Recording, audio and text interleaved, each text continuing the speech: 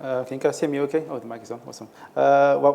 Welcome. I work for a company called GameSys, and we were founded back in 2001 by actually a very small group of engineers.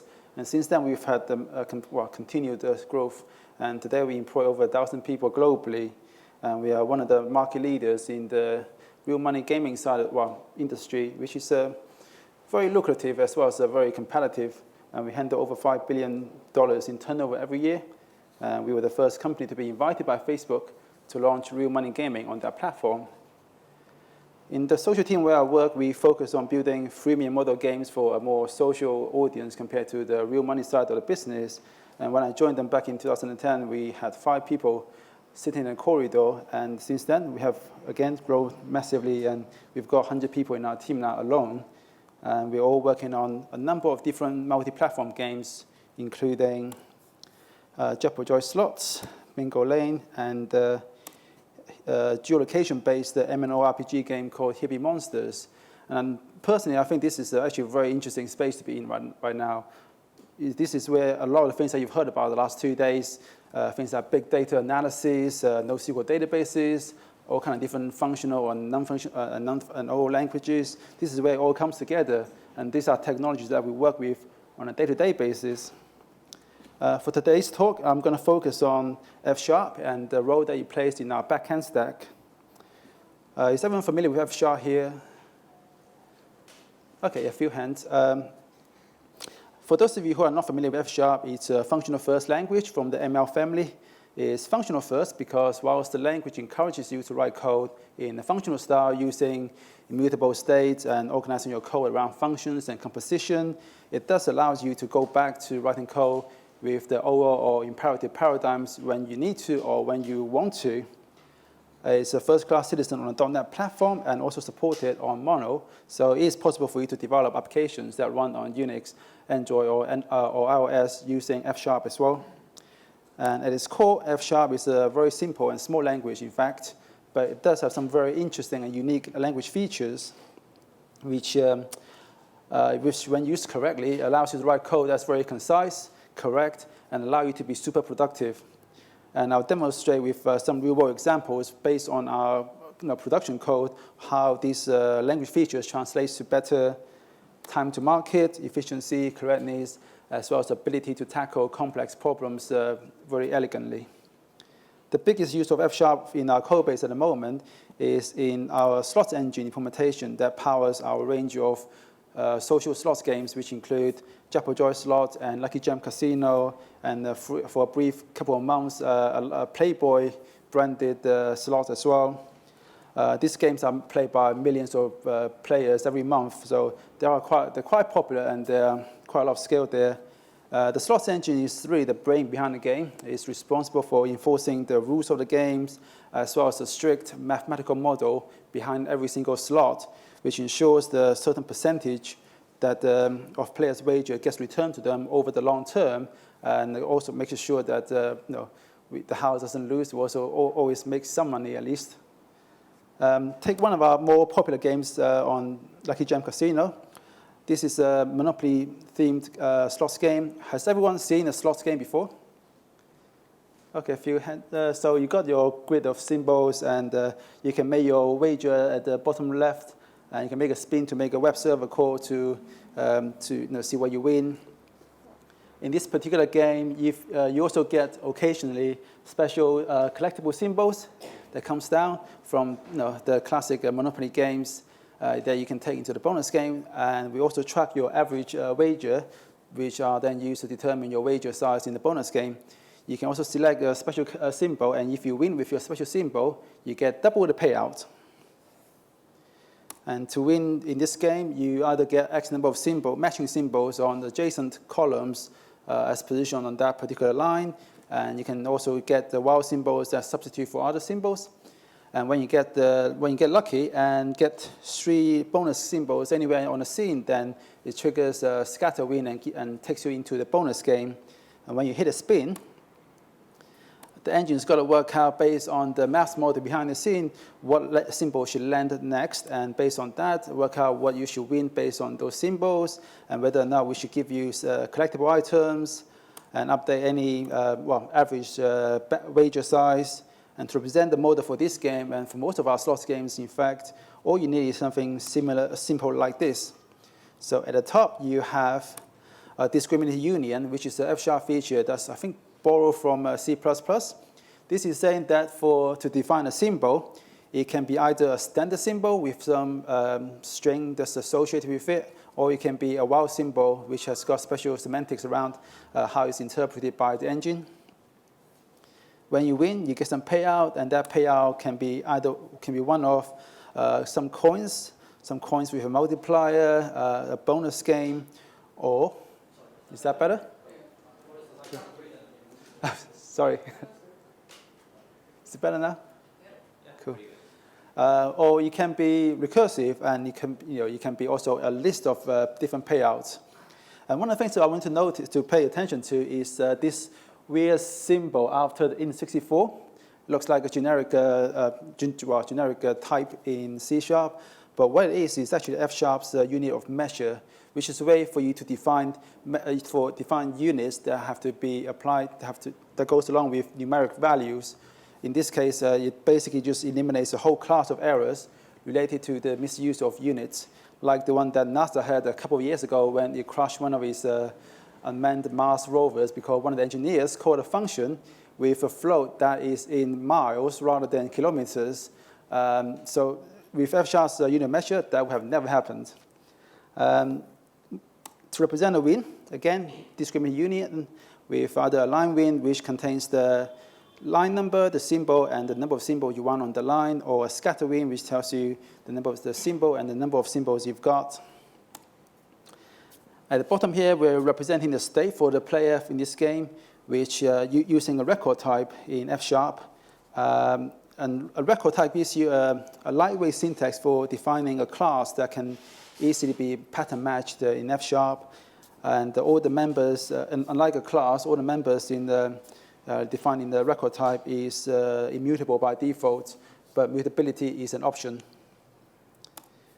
And for a simple example of a line win, in this case, we've won on line number 17 with 3 community chest symbols, and we get 10x our coin size back. And if we get lucky, we might get 3 bonus game symbols, and that takes us into the bonus game, where we can actually configure the bonus game by making use of the collectible items that we have picked up along the way. So you can see that I've put down my railroad cards here and there, as well as putting some of the houses on some of the property spaces. And to represent this particular board for this instance of bonus game, we can use, again, discriminant union to represent all the different types of spaces you can have. Railroad space with a Boolean that tells you whether or not we own it. A property space with integer that tells us how many houses we've got on that space. And to represent the whole board itself, we have a simple record type, which really just wraps around the array. But what's interesting here is that for extra safety, we make sure that when you use, we build a custom index so that when you index into the Monopoly board, you have to use the integer with the unit board position, which is used throughout the rest of the code, so that we cure our integer blindness. And once you get into the bonus game, there's quite a few things on this screen. You've got mini slots up at the top, and if there's a dice you can roll, and if you roll 3 doubles in a row, you get sent to jail. Or if you land on the go to jail space, you also get sent to jail, and it's game over, unless you've got some get out of jail free cards that you've picked up in the bonus game from either chance cards or community chest cards. And when you roll the dice, Mr. Monopoly gets moved around the board. And when he lands on a property space where you got some houses, then we guarantee you a win on the spin. And if you don't get one, we just keep spinning until you get a win. And we give you a multiplier based on the number of houses you've got on that space for any win that you've got. Okay. And every time Mr. Monopoly goes past the go symbol, which can be multiple times per row, you also get some nice coin bonus as well. When you get the chance card or a community chest card, you can get some coins, get our joke free card, or you get told Mr. Monopoly should move now to, actually I don't know any of the spaces names, but you get told to move to the next space, next the railroad station, for instance. And to represent the bonus game state, you need to track the current state of the board itself, as well as the number of lives that the players has. And once you've rolled the dice, you worked out where Mr. Monopoly is going to be next. The actual transition code can be something as simple as this, to say that, okay, based on the position Mr. Monopoly is going to be at next, what type of space is it? If it's a railroad space where we own, then we award the player with some railroad multiplier. Otherwise, if it's a property space, then based on the number of houses that we have at this space, which is captured in this pattern match here into the variable n, we can call a function to apply multiplier with n. What's interesting is that whilst most cases all you need is the same, you need the same handling for whenever you hit the chance card or railroad space card. When you hit the go to jail, it depends on whether or not you have any lives left. If you don't have any lives left, then it's game over. Otherwise, we just move Mr. Monopoly, but without finishing off the game. You can do this with if-else statement inside the body of the code that gets you evaluated once you've matched this case. But I think normally it's nicer to use a when guard in this case, so that all your branch conditions are nicely aligned on one side. And at the end of the game, you get told how much you actually won. And if you go back to the criteria that we set ourselves earlier, using F#'s record and discriminated union types, you get this very nice and lightweight syntax for defining all the types you need for this, and all the types and different and class hierarchies you need for this particular game in about 25 lines of code, where you would have been, I don't know, maybe 5 times that in C# and across 5 different class files. And we don't need to deal with any illegal state or nulls in this case either, because they just cannot be represented in our code base, which I think is a very powerful thing to have. And with pattern matching, you can very clearly and concisely define all the branch conditions that you want to handle. And when that's not enough, you also have when guards and active patterns, which we'll look at later, hopefully, to add additional expressiveness to your code.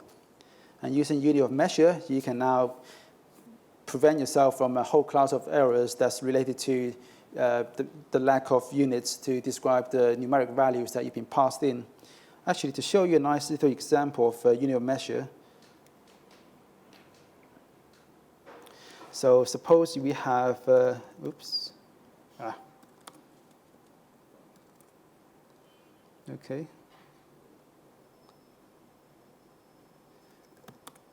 Can you guys see okay? Okay, so if I was to define the measure type for meters, and then define one for seconds, and we say distance equals 5 meters, or rather 6 meters.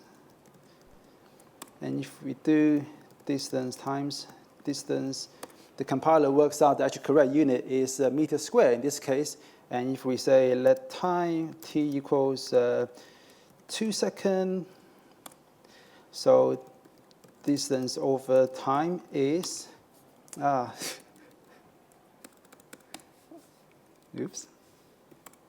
is 3 meters per second, which is pretty cool, right?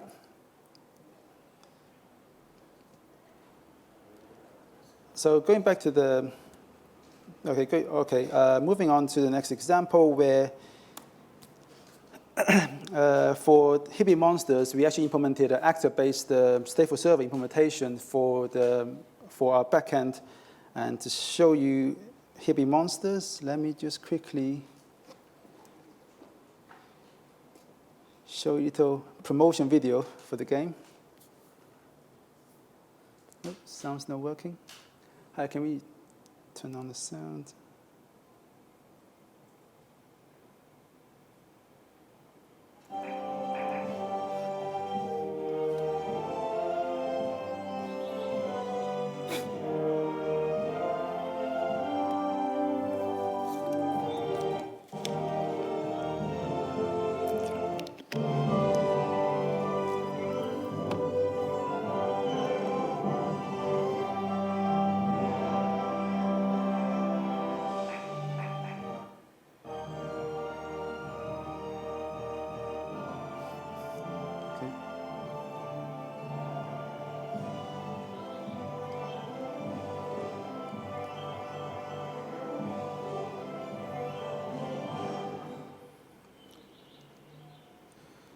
Apologies, the sound was a bit messed up there.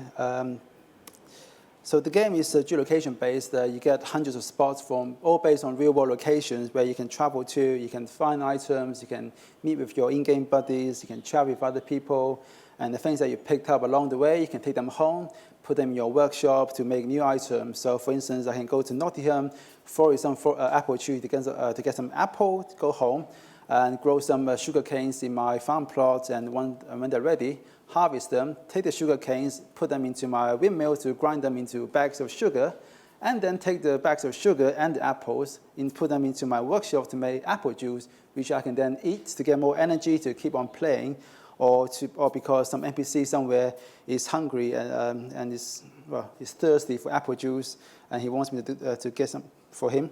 And monster trapping is a big part of the game as well. So take the ruby dragon, for instance. He exists in only certain parts of the world, which is all based on real local folklores, all the monsters that we have in the game. You have to put down a trap with the right bait that the ruby dragon likes. And once he comes to your trap, you have to make sure that your trap is strong enough against dragon-type monsters so that you can hold him whilst you cure him of this disease that's been spreading across the world of Hippy Monsters. The story goes that all these mysterious asteroids start coming down, and where they land, they start affecting all the local monsters, turning them a little bit wild and crazy, and start attacking the local folks, which is where you come in. You are going to help the Ministry of Monsters to investigate what's going on and uncover the hidden mystery and the propagandas. There are also NPCs in the game, so you can talk to them and find out about the background of the world that you're playing in. And many of them will also give you quests to do, such as catching a monster, or go make me some omelets, or go to this space and talk to help out my wife because she's having trouble with gnomes. For this particular game, one of the problems that we had was that every player's got several pieces of state that we need to manage, and some of these states can grow up to megabytes in size easily as we continue to add more and more content on the weekly to bi-weekly basis. And every operation from the client, every call from the client requires us to do a read-write pair of operations against each of these states. So it puts a lot of strain on our database, so we end up running a lot of NoSQL databases nodes in our cluster. And it also puts a lot of strain on our game servers because serialization is ridiculously expensive. So whilst in general I prefer the stateless approach, in this case, there's a strong argument to go with a stateful approach, which takes advantage of the bursty nature of traffic that we get. Even though some of our players play for a very long time, very long time. I think the record we have in Hippy Monsters is about 10 hours on the first session. So somebody came into the game, installed, and played for 10 hours non-stop without even time to go to the toilet or have a cup of tea. But most of the sessions we get, they only last for minutes, somewhere between 8 to about 15, 20 minutes. But you do get many sessions per player per day. When we move to the stateful server approach, we also had to overcome some complexities around, for instance, making sure all the calls for a particular player gets routed to the same server, and you can't just rely on the load balancer to balance the load across your cluster of game servers, because some sessions are much longer than others, and you don't want a player who's having the time of his life in your game to hog the server, so you can't terminate it to scale down your deployment. And some players are more active than others, so you have the chance of creating hotspots in your cluster. So some machines are overutilized, and everybody on that machine gets a bad experience, while other machines are underutilized, and you don't get your money's worth. And having played with a few different ideas, it turns out we can solve these problems quite easily by just saving the player state after a very short period of inactivity, and then move the player off to another load balancer another server by telling him to go back to the load balancer to find another server to talk to. And by doing that, we can see from the graphs that the number of players on a particular server and the utilization between different servers are fairly well balanced. And when we moved to the stateful server model, we found that we had at least a 5x improvement on efficiency and a more than 60% reduction on average latency. So we end up running a lot fewer game servers, And we're able to get rid of our entire cluster of couch-based nodes and save ourselves quite a lot of money, actually. And before we look at the implementation, I just want to put a few words on the actor model, which you've heard a lot about already. The actor model was not invented in Erlang. It's in fact invented by Carl Hewitt. And if you look at the bit.ly link at the bottom, it's such a very nice conversation between Eric Meyer, the creator of reactive extensions for .NET, and Carl Hewitt, and there was somebody else as well, on very in-depth discussion about the actor model. And to borrow from Carl Hewitt's words, an actor is the fundamental unit of computation, which consists of the three things you need for computation: the processing, storage, and communication. And everything is an actor who has a mailbox he can receive messages from. And once you receive a message, you can create new actors, send messages to actors he knows about, or decide how to handle the next message that arrives. Also described in the actor model is the fact that actors have a shared nothing architecture so that they can fail independently without run the risk of corrupting the state for other actors and potentially having to bring down the whole system with it. That is not strictly true in F#, because any actor that you create in F# still has access to variables that are currently in scope, as well as any global or static variables that you have defined in your application. And in our particular implementation, we have two types of actors, a worker and a gatekeeper. A worker is responsible for managing the order states for a particular player, persisted after some period of inactivity, as well as implementing optimistic locking. The gatekeeper is responsible for managing a local list of active workers, as well as spawning new ones when a new player has joined the server. So to visualize how the flow works, player A comes onto the server, start playing, and before the request handler is able to do anything, he has to get a state from the gatekeeper, who sees that, okay, this is a new player, so I will spawn a new worker. The worker gets a state from the backend store, and then replies directly to the request handler, bypassing the gatekeeper altogether to say, hey, okay, here's a state. In the meantime, player B has been idle for a little while, so his worker decides now it's time to save the state, and once I'm done, tell the gatekeeper that I'm now closed for business. The gatekeeper can then dispose of the worker and reclaim any resource that's been used, and when the player B comes back later on, he's going to get an error from the gatekeeper saying, your state's not here anymore, go find yourself another server. And the error gets wrapped into a nice response object with a specific error code so that a client can handle this case, especially in general, we use aspect-oriented programming very heavily so that in any layer of our code can just throw exception that gets captured by the top-level attribute that wraps everything into a nice response object that gets sent back to the client, so they don't get 500 or any normal HTTP error codes. They get a nice response object with game-specific error codes that they can handle, as well as some nice friendly error message.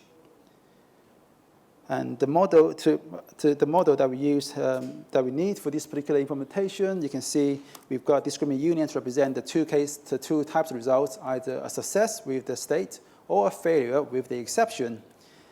And we also have a little shorthand here in F# to define exception types. And unlike actors in Erlang, actors in F# they are strongly typed. So the normal practice is to define a discriminant union to represent all the different messages that can be passed into a specific worker. And for some reason, the actual type in F# is called mailbox processor, but for some reason, everybody in the community just hates that name. Everybody uses the type alias agent, which to this day, I still don't know the reason why. And this is a dumbed down, it's a simplified example of simplified version of our actual code that runs in production.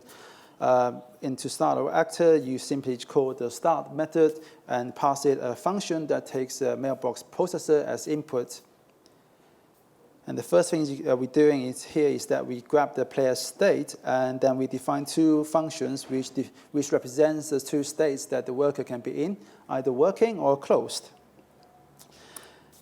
This little block here with the async and then curly bracket, this is how you define an async workflow in F#,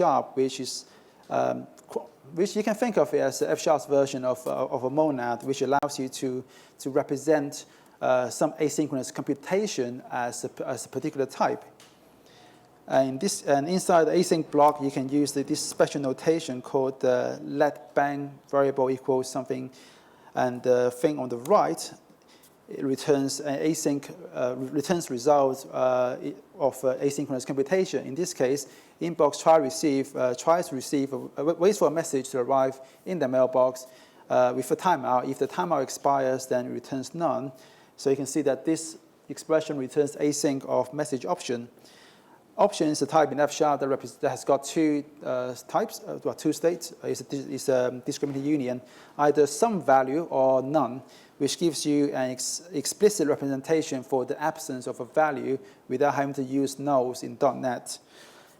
And you can, excuse me, and the code that's in the green block here is then wrapped up as a continuation to be invoked when the asynchronous operation has continued one way or another, so that you can write code.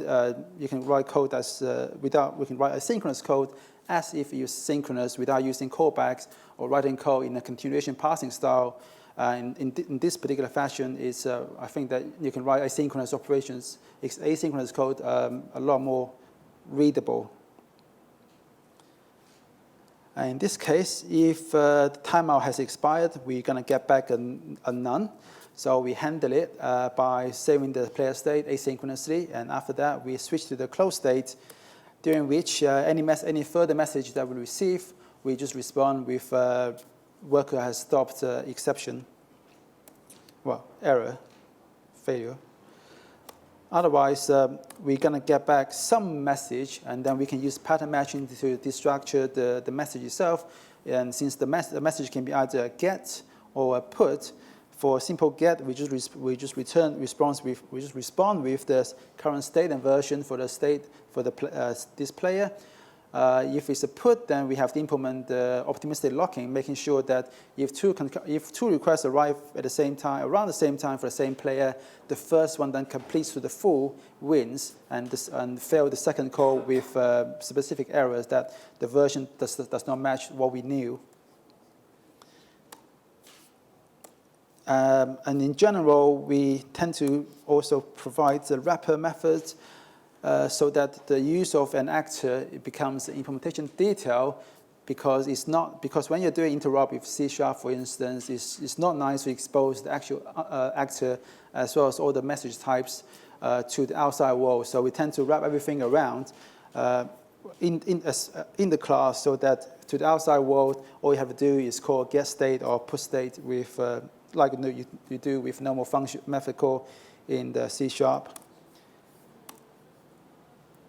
And using F# in this case, using the F# agents, you can write highly concurrent applications without having to use logs or other synchronization mechanisms. And since everything is done by asynchronous message passing, so it scales really well. And every actor itself is really a self-contained piece of logic. So it's really easy for you to reason with what your code is doing, because often you find these actor codes are so small, you can quickly see it and just look at it and just know that it's correct, because you're using pattern matching to define all the different messages that you're going to handle and how you're going to handle them. And when you introduce a new message type and you forget to add a pattern match clause, the compiler tells you that, okay, you're missing this particular condition is not handled. Or if you are, you're willing to hack around with the F# project file, you can actually turn those specific warnings into errors, so that when someone accidentally forgets to handle a particular match case, then you fail the compilation. And using asynchronous workflows, you're able to write non-blocking I/O code as if it's synchronous. And actually, it's very similar to C#5's async await feature, but it's been available in F# since 2007. And staying with Hippy Monsters, we had another challenge that we have to overcome in the game in terms of how to implement the quest and achievement system. Since most actions in the game can be tied to quests and achievements, and in most other games like this, they tend to be done via client-side scripting. but it's an approach that we didn't feel comfortable with. We don't think that we can scale our operation out so that we can provide new content, new quests every week to our players who just crave for them like crazy. If everything have to be done, scripted and programmed by the front-end developers, which requires additional testing and whatnot. So we decided to go with an approach that is almost entirely data-driven. So the only bit of scripting code you see for the quests is in the tutorials, where we needed some special handling and on the client side. And to take a look at a pretty specific example, when you catch a gnome, you're going to get some XP, some items, and some gold, and you make progress on any quest that requires you to catch a gnome in the first place. And when you get XP, you also can level up. And whenever you get XP items or gold, you take off any requirement in quests that requires you to get these things. And when you complete a particular step in a requirement or in a quest, you might complete the whole quest if it's the last thing you need to do. And completing the quest, leveling up gives you more items, gold, trigger any level logged quests, and making progress on any level requirements on quests. And when you complete the quest, you also get more XP item, gold, unlock any follow-up quest, and making progress on other quests that's waiting for the completion of this quest. And the whole thing also ties to the achievement system, which works very similarly. And the achievements, when you make a progress, you can complete it. And when you complete the achievement, well, guess what? This whole thing happens all over again. And this cycle just can technically just continue on and on and on forever if we have infinite amount of content that gets triggered by one action. Fortunately, we don't. And in the game, we have just over 100 actions available in the 100 different actions available in the game. There's a lot of things you can do. Most of them can be tied to quests and requirements. Many of them will actually yield rewards. And since we have done a good job in making sure we have good separations of concerns and we have really modularized our code base, all of these things can be triggered from different layers of our code, which are built on top of other layers of abstractions. And on top of that, you also have non-functional requirements that need to tie into the whole thing. For analytics tracking, for instance, anything you do is recorded and analyzed for later. And if we got the player from, say, someone like Nanigans, we need to do third-party reporting. When they reach a certain milestone in the game, we have to tell Nanigans, so, hey, this guy has done well. He's passed the tutorial step. Bring us more players like that. And they can optimize the algorithms on their side, amongst other things.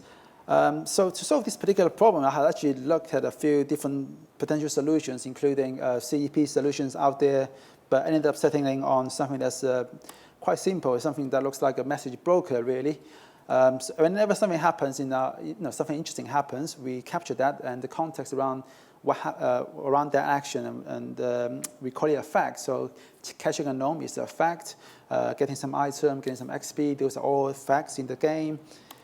And whenever this facts gets captured, they get put into a queue, which are then forwarded to each of the processors that are looking to hook up with this information, which may or may not care about this particular fact. And as these processors do additional things against the player state, they can trigger other things to happen, and other facts to be queued up, which all then have to get sent to all the different processors.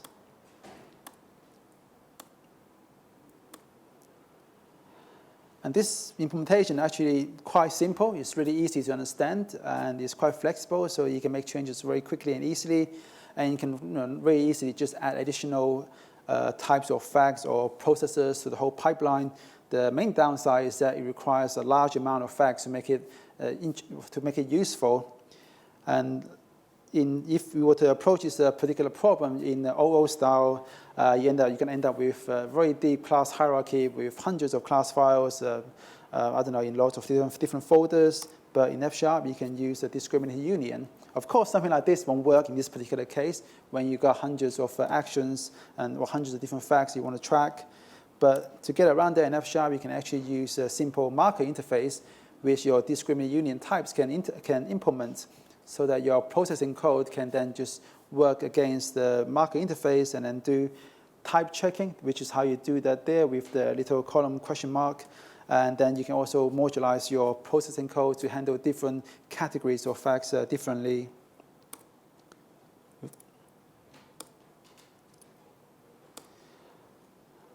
So this is probably a more extreme example of how using discriminant unions we were able to save days and potentially even weeks of time in writing and maintaining otherwise very large class hierarchy.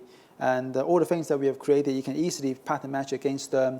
So all the different types of facts we've got, we can use pattern match to decide, okay, how to handle when we catch a known, when we place down an item, etc., etc. How much time have we got left? 5 minutes. 5 minutes, okay. We hurry up then. Another thing that F# is very good at is writing parsers. So using F# and fparsec, which is a port of parsec library to F#. I actually wrote a SQL-like external DSL for querying against Amazon DynamoDB, I think over a weekend. For those of you who are not familiar with DynamoDB, it is managed NoSQL database solution offered by Amazon, which instead of working with the normal pay-as-you-go model, pricing model, you pay Amazon for a specific throughput that you specify for each table. So you can say, for this table, I need it to be able to support 5 reads per second, but 1 million writes per second. And Amazon can do that. It's potentially infinitely scalable, so long you're willing to pay, pick up the bill. Is SSD backed, so you get very good, fast, predictable performance, and data is automatically replicated across multiple data centers, so you got good redundancy there as well. But it does have a somewhat limited queryability, and it's semi-schemed and supports both strong and eventual consistency. It supports only 2 query operations. A scan is to do a full table scan. A query is when you've got the hash and range keys, you provide the hash key and provide some filter conditions against the range key. The problem that we have was that the Amazon SDK for .NET doesn't really add an awful lot of value beyond giving you .NET types for the request objects, for the underlying REST model. And you can't really build abstractions on top of that, because you end up exposing all the model objects from the SDK all the way through your abstraction layers. So I actually wrote a simple parser to let you write queries, like a normal SQL query. And you can also tune on a query by query basis whether or not you want to use consistent read or eventual consistent. And you can also throttle your query by specifying how many records to scan at a time. And probably don't have time to do the full demo, but the code is available on GitHub, so have a look if you've got time. Again, using F#, we can see the same things over and over here, that using record types and discriminant unions, pattern matching, async workflows. And one thing we haven't covered is the use of active patterns, which is a really cool way for you to do additional processing when you are using pattern matching in F#. So we have just a few minutes for questions, if you've got. Take your time. Okay, cool. Any questions?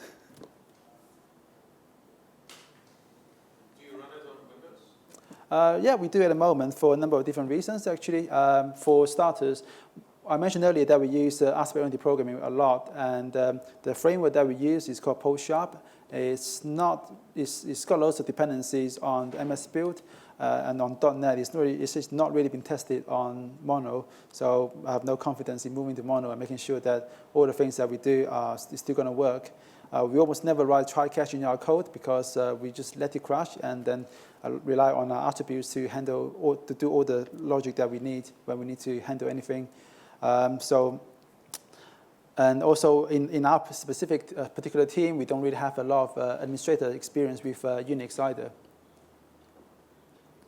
And all of our backend stuff is all running in the cloud, so we use Amazon Web Services for all the core game services, and then we've got a couple of guys, Vincenzo and Bruno here included, who developed a number of back-end or back-office applications in Google App Engine, which sits across all of our games to handle things like payment processing, promotions, email retention emails, etc., etc. Okay. So, okay, cool. All right, thank you very much for coming.